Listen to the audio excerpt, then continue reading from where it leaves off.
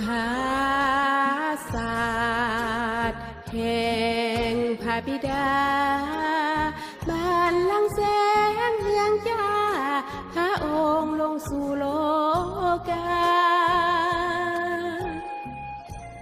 พระองค์ทิมยอดจากทั้งหมดสูญเป่าเพื่อแลกเอาความพ้นให้เฮาแสนทรมานเพื่อเฮาลอยเหตุประเสริฐของพระองค์หลั่งไหล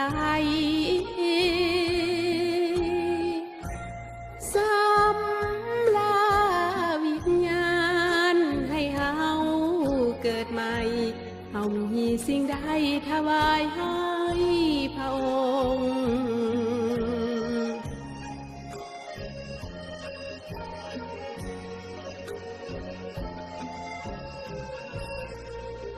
ความบาปที่เฮามีพระองค์ทนเฮาวิจนตายให้เฮาพ้นภัยนาพระองค์ทนอับอายเหลือหลายเพื่อเฮาทำสิ่งใดถวายให้พระองค์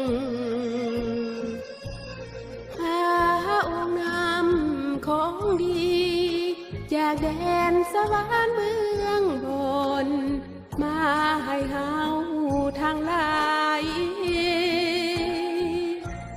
พระองค์ตายอย่างทรมานย้อนเฮาทำบาปเฮาทำสิ่งใดถวายให้พระองค์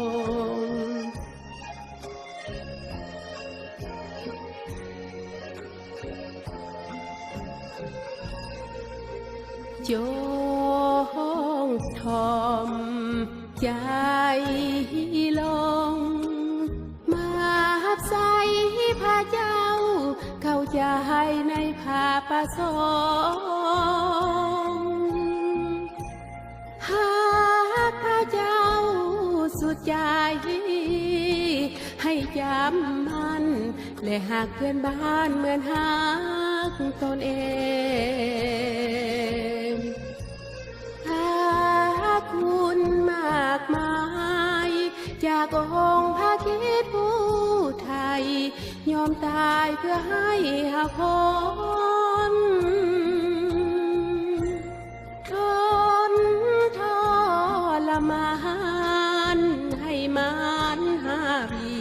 จนสิ้นชีวิตเพื่อเฮาทุกคน